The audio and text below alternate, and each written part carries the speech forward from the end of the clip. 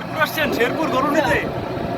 আরে সর্বনাশ, এত দূরে চলে আসছেন, দেখছেন কি ভিউ।